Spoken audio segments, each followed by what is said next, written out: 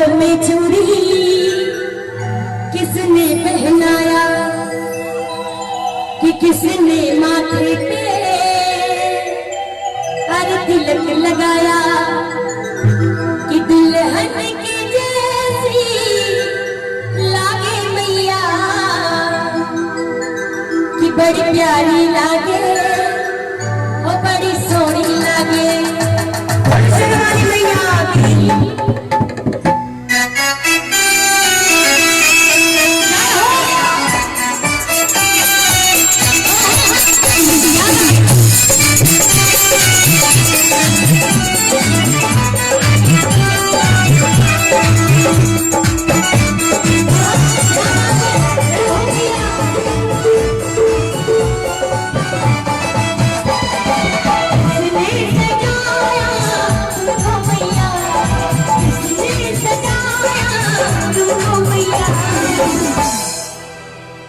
माँ को बुलाना है,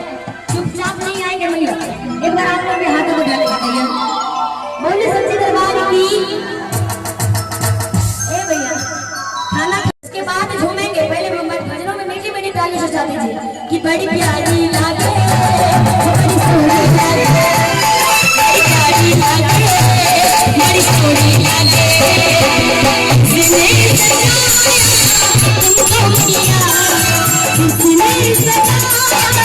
तुमको मैया बड़ी प्यारी लागे बड़ी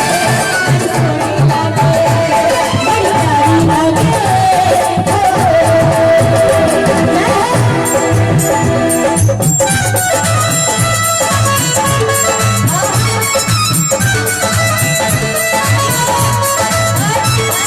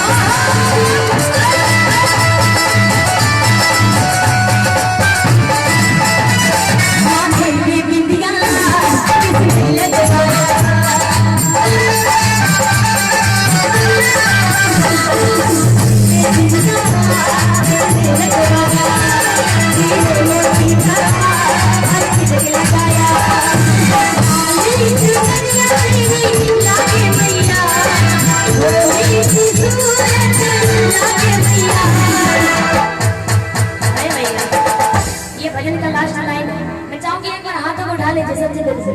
और मीठी मीठी तालियों से कि बड़ी प्यारी लागे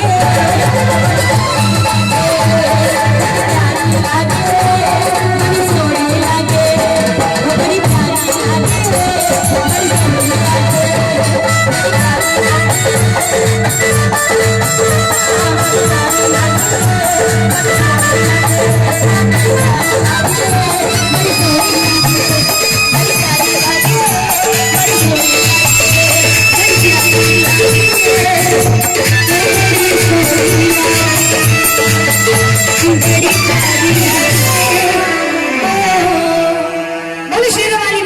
अगर वीडियो अच्छी लगी हो तो आप लाइक कर दीजिएगा और चैनल को सब्सक्राइब भी कर दीजिएगा।